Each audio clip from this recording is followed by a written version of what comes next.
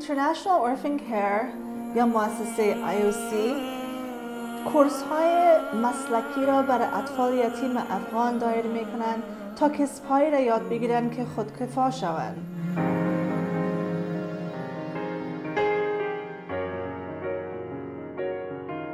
مؤسسه IOC شاگردایی را دارند که واقعا هوشیار هستند و توانایی از این دارند که درس‌های خود را موفقانه پیش ببرند.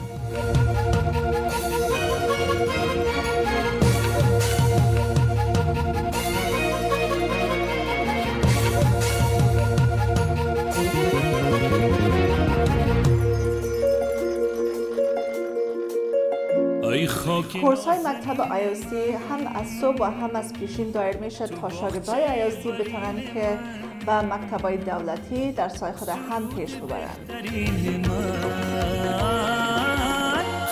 تو سرزمین من اول شاگردان مکتب IOC و کورس های ریاضی و انگلیسی شامل میشن و بعدا به کورس های علاقمند هستن و مثل نجاری، تکنیک کامپیوتر، برق، خیاطی و تکنیک تو سرزمین من تو سرزمین من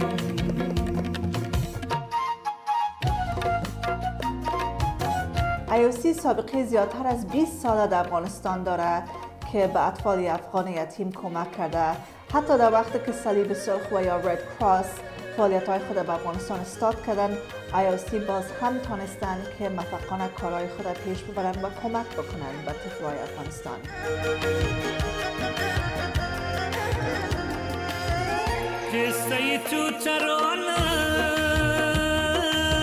هدف IOC صرف همین است که طفل‌های افغانستانی که یتیم هستند تحصیل یافته باشند و خودکفا باشند تا یک آینده درخشان داشته باشند و بتونن که به خود و فامیل خود کمک بکنند. نومی تو نور خانم بی تو غمم نمیرود.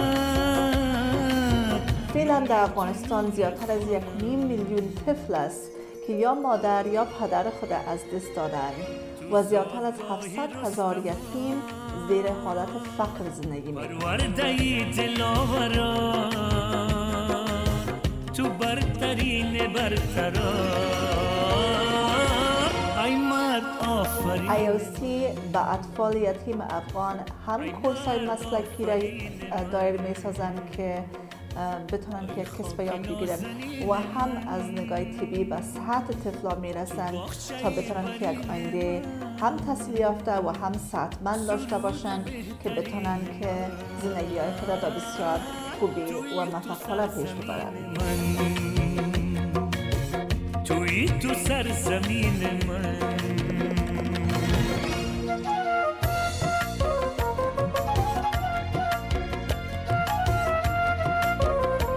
مؤسسه IOC به کمک و سپانسرشیپ شما ضرورت دارد.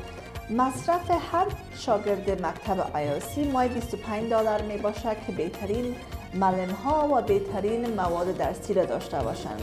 اگر که چای صبح و نان چاش هم شامل باشه برای طفلا مصرفشان ماهی $50 می باشد.